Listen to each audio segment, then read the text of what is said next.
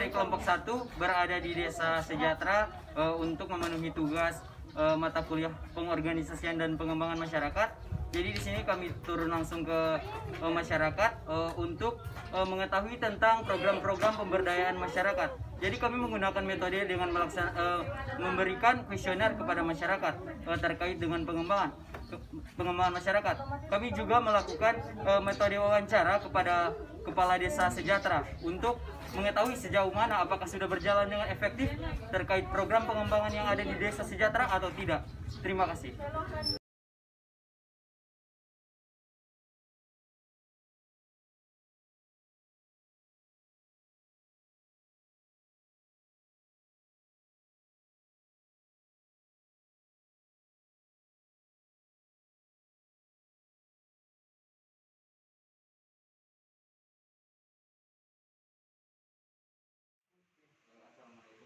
Waalaikumsalam warahmatullahi wabarakatuh. Sebelumnya, perkenalkan kami mahasiswa Kesehatan Masyarakat semester 3. Jadi di sini kami mendapat tugas untuk melakukan wawancara terkait pemberdayaan masyarakat dari Bapak Ramli Abudi. Jadi di sini kami menggunakan untuk mengetahui pemberdayaan masyarakat, program pemberdayaan masyarakat. Kami melakukan metode wawancara. Jadi langsung saja untuk pertanyaan pertama, sejak kapan program pemberdayaan masyarakat di Desa Sejahtera ini dilaksanakan? Baik, terima kasih. Assalamualaikum warahmatullahi wabarakatuh. Waalaikumsalam warahmatullahi wabarakatuh. Mungkin langsung saja saya memperkenalkan diri dulu. Nama saya Ibrahim Asiru, Kepala Desa Sejahtera. Alhamdulillah 2 tahun ini sudah memimpin desa. Kemudian kita langsung ke pertanyaan tadi, sudah berapa lama program pemberdayaan masyarakat dilaksanakan ya? Iya. Jadi program pemberdayaan masyarakat di desa itu yang sedianya ini sudah beberapa tahun, bahkan ini sudah dengan lebih dari 10 tahun dilaksanakan di desa melalui beberapa program. Yang pertama itu mulai dari program kemasyarakatan, kemudian ada PPK, kemudian ada PNPM.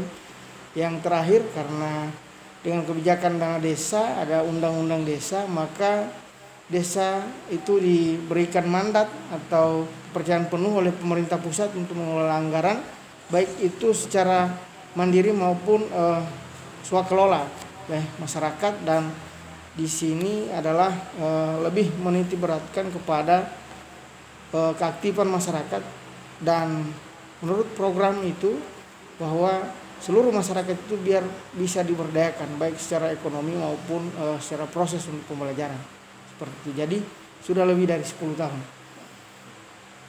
kurang lebih. Pertanyaan selanjutnya ya, bagaimana proses implementasi program pemberdayaan yang dilakukan pihak pengelola Desa Sejahtera?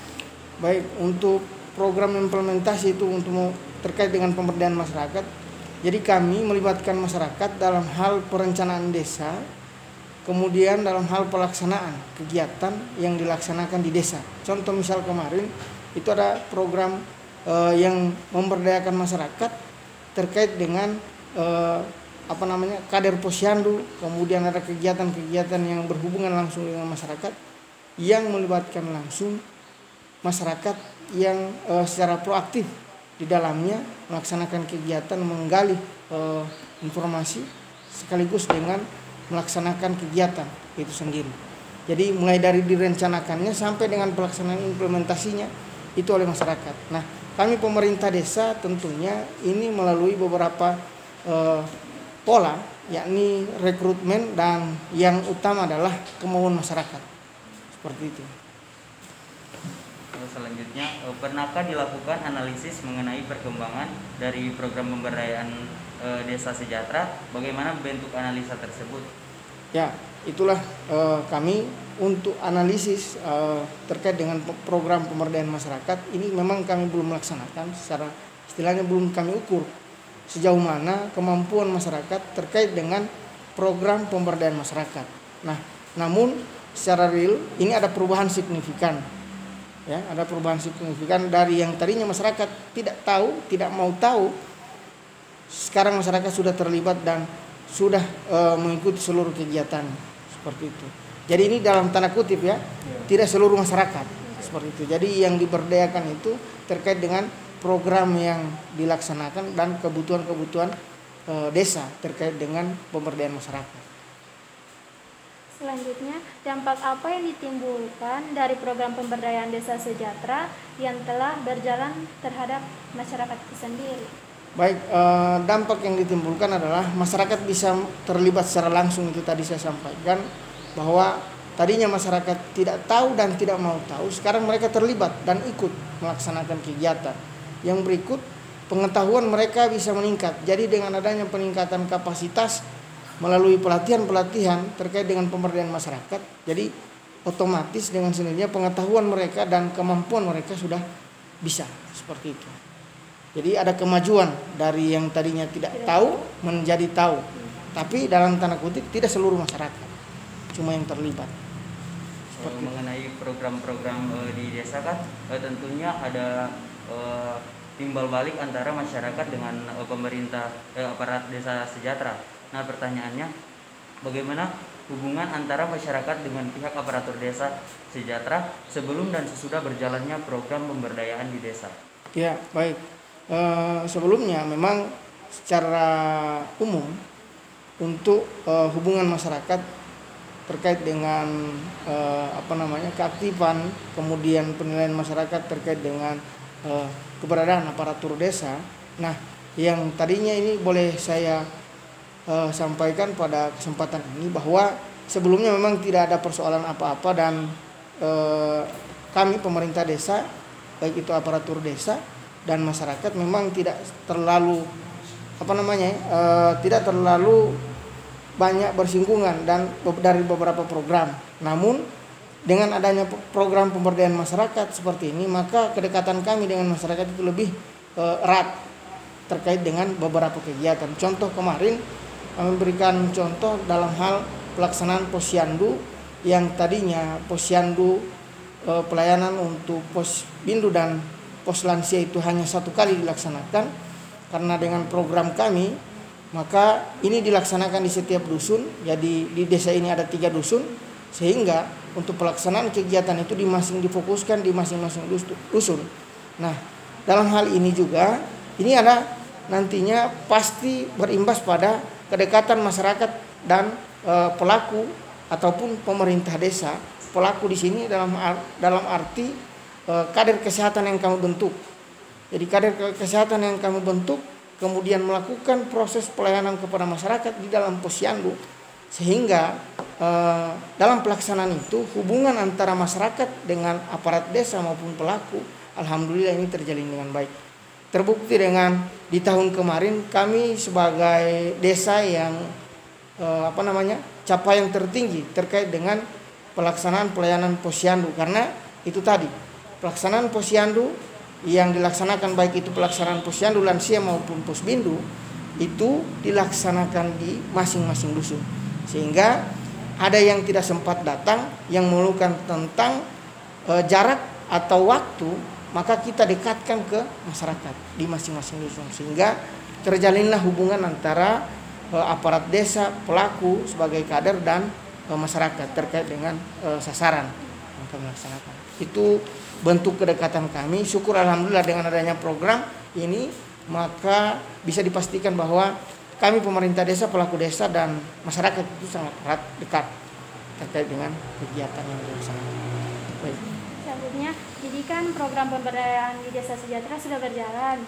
Apakah ada kendala yang dialami dalam pengimplementasian program pemberdayaan masyarakat? Baik, persoalan kendala pastinya seluruh program itu pasti memiliki kendala. Namun kami terus pemerintah desa dan pelaku ini terus melaksanakan inovasi. Kemudian kami khususnya pemerintah desa, saya sebagai kepala desa sering meng-cross check seperti apa kekurangan dan itu terus kami perbaiki. Nah, kemudian yang namanya kegiatan pasti tidak luput dari hal-hal yang demikian, sehingga ketika itu muncul di lapangan maka selalu dikoordinasikan dan selalu mendapatkan jawaban saya yakin dan percaya ketika ini dikonsultasikan, dikoordinasikan bersama kami pemerintah desa oleh pelaku dan baik itu juga dari masyarakat, pasti akan ada solusi seperti itu. Pertanyaan selanjutnya, apa dampak langsung program pemberdayaan masyarakat di Desa Sejahtera? Dampak langsung. Ya, dampak secara langsung itu tadi saya sudah jelaskan bahwa tadinya capaian kita itu tidak sampai dengan 60%, maka dengan adanya program pemberdayaan masyarakat dan pola pendekatan ke masyarakat, contohnya tadi posyandu yang kami pusatkan di masing-masing dusun, alhamdulillah ini capaiannya sampai dengan 90% lebih. Nah, sehingga ini pasti berdampak. Tadinya capaiannya hanya di bawah, capaian akan meningkat ketika pelayanan kita akan dekatkan di masing-masing dusun. Ini pasti berimplementasi dan berdampak pada proses pengetahuan masyarakat dan keterjangkauan oleh masyarakat. Seperti itu. Selanjutnya kami dari mahasiswa kesehatan masyarakat setelah mendengar penjelasan dari kepala desa tadi, kami sangat mengapresiasi terkait program-program pemberdayaan masyarakat, tentunya di bidang kesehatan. Apalagi dikatakan tadi bahwa posyandu itu dilaksanakan di setiap dusun. Itu sangat efektif bagi pemberdayaan masyarakat di bidang kesehatan. Mungkin hanya itu saja dari kami terkait wawancara pemberdayaan terkait program pemberdayaan masyarakat. Hanya itu saja.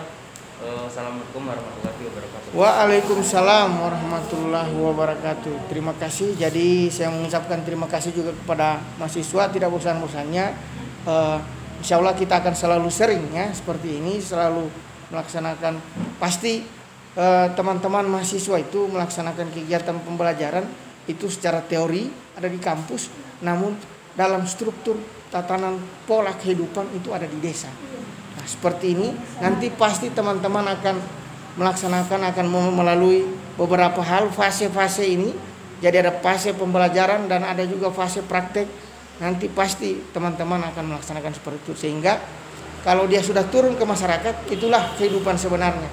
Ya, kalau di kampus itu miniatur, tapi kalau di desa maupun bermasyarakat itulah kehidupan sebenarnya. Dimanapun Anda berada, seperti itu. Makasih. Assalamualaikum warahmatullahi wabarakatuh.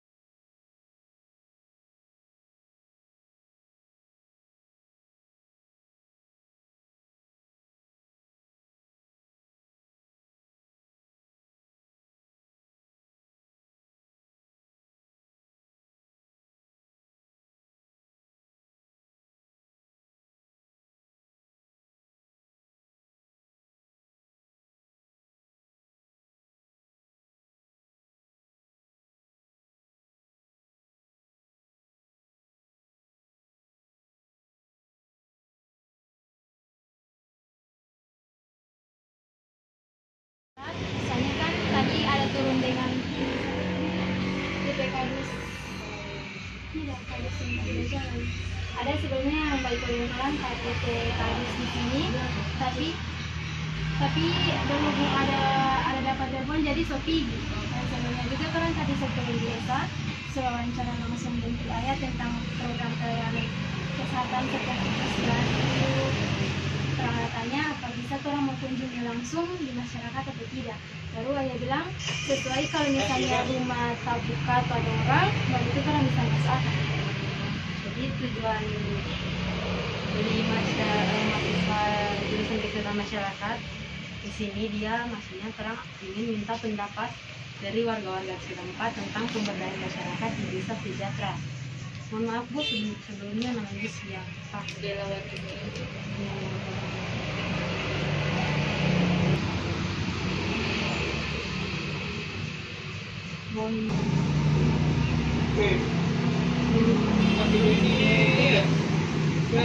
Tiga.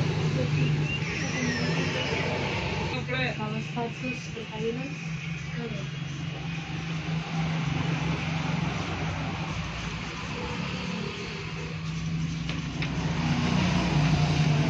Ibu sudah tinggal di desa sini dari kapan? 3 tahun dari waktu kami itu 2017.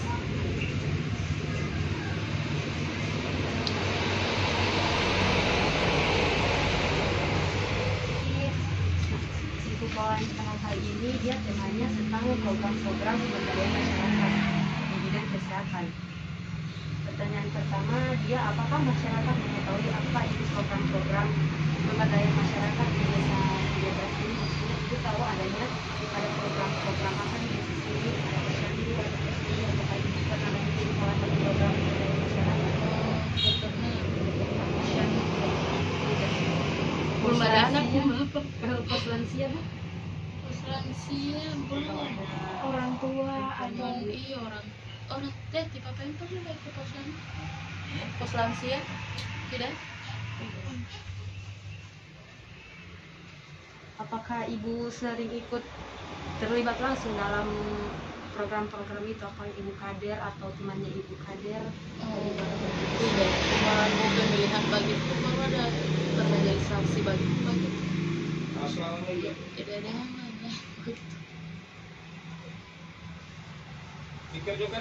Apakah ada bentuk-bentuk pemberdayaan masyarakat yang berjalan di desa ini? Apakah sudah efektif menurut Ibu? Maksudnya posyandunya dia sudah baik atau posyandunya dia belum memenuhi syarat? Tidak ikut baru bagaimana mau bikin pendapat ya? Saya tidak pernah ikut orang ke kegiatan.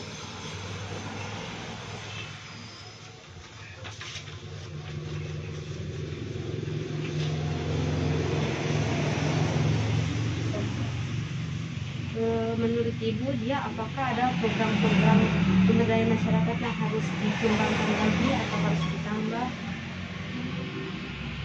maksudnya dari pendapat Ibu, dari Ibu jaga dia pemberian program di bidang kesehatan seperti posyandu, prolanis. Kurang tahu, maksudnya dulu tidak ada itu pergi kamar mau bilang ini ada pembangun begini, kasih tahu mereka begitu. Maksudnya mau barapan saja orang tidak pernah. Jadi kan orang tidak tahu orang pembangunan ini di sini ini apa, begitu kan.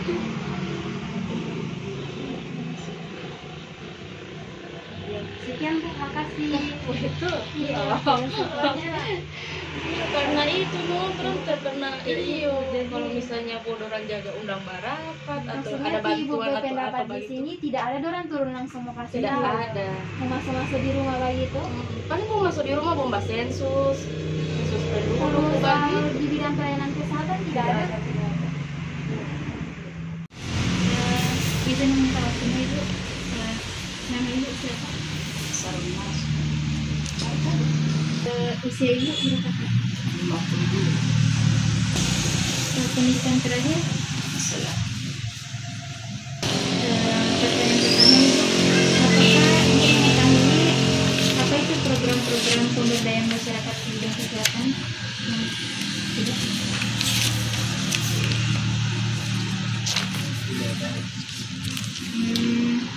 Selanjutnya apakah Ibu mengetahui fungsi program pemberdayaan?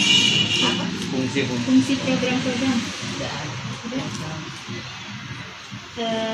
Apakah Ibu mengetahui perlu adanya kontribusi dalam program-program pemberdayaan masyarakat? Pemberdayaan masyarakat itu apa? Pemberdayaan masyarakat itu seperti ada Seperti apa? posyandu begitu. Kalau di bidang kesehatan itu posyandu dilaksanakan posyandu di desa. Oh, Jadi itu program pemberdayaan masyarakat. itu yang dimaksud dengan Ya. seperti itu posyandu. Prolanis, lansia begitu. Oh, iya sudah. Oh, berarti Kita iyo.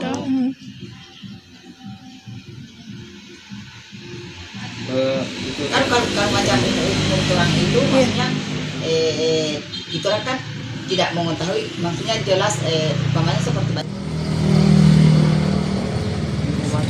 Mas nakal pol titik pol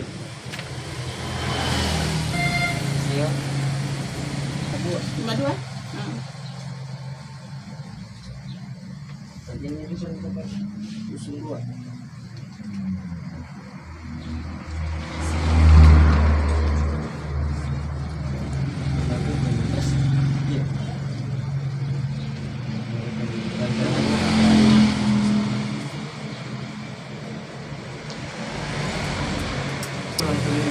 pertama apakah ibu tahu tentang program-program pemberdayaan masyarakat di sini yang tentang kesehatan?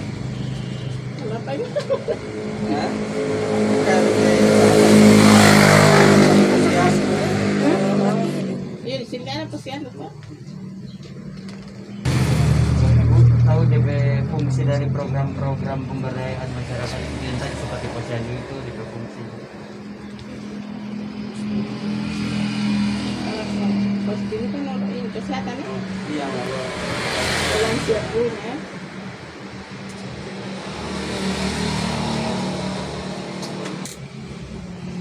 Apakah ibu tahu tentang masyarakat itu harus ada kontribusi atau untuk sama-sama dalam program-program yang tadi sebenarnya posyandu itu? Oke. Yang di sekitar kita sini kan selain program pemberdayaan masyarakat yang posyandu di bidang kesehatan, apakah ibu tahu tentang program pemberdayaan masyarakat yang lain selain posyandu? Pos pindu ya. Pos pindu lain. Selain untuk posyandu, pos pindu juga untuk lansia. Selanjutnya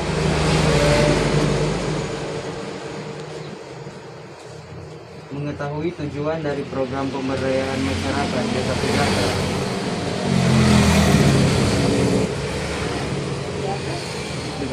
Tujuan dari program-program itu, Bu.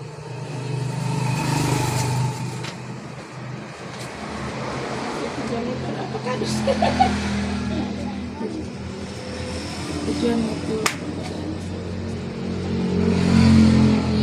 Kita tahu tentang bentuk program pemberdayaan yang sekarang telah berjalan di Desa Sejahtera, yang sekarang sedang berjalan.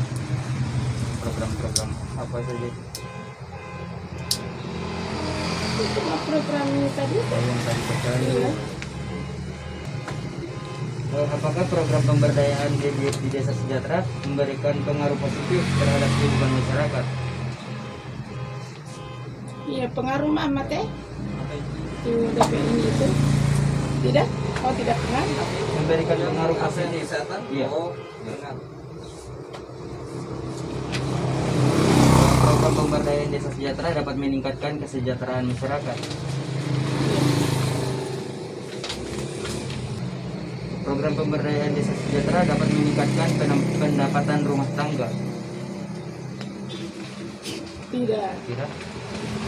Program pemberdayaan di Desa Sejahtera memberikan pengalaman dan pengetahuan baru.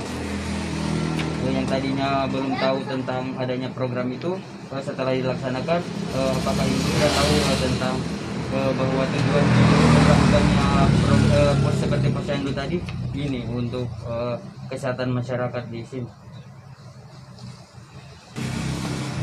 Program pemberdayaan di Desa Sejahtera memberikan kemajuan di desa dengan bangunan-bangunan fisik dan peningkatan sarana prasarana. Program pemberdayaan di Desa Sejahtera memberikan lapangan pekerjaan. Kan selain posyandu ada program-program lainnya. Apakah itu memberikan lapangan bisa memberikan lapangan pekerjaan atau tidak? Tidak. Program pemberdayaan di Desa Sejahtera dilakukan sesuai dengan potensi masyarakat setempat. Program pemberdayaan masyarakat memberikan dampak yang langsung.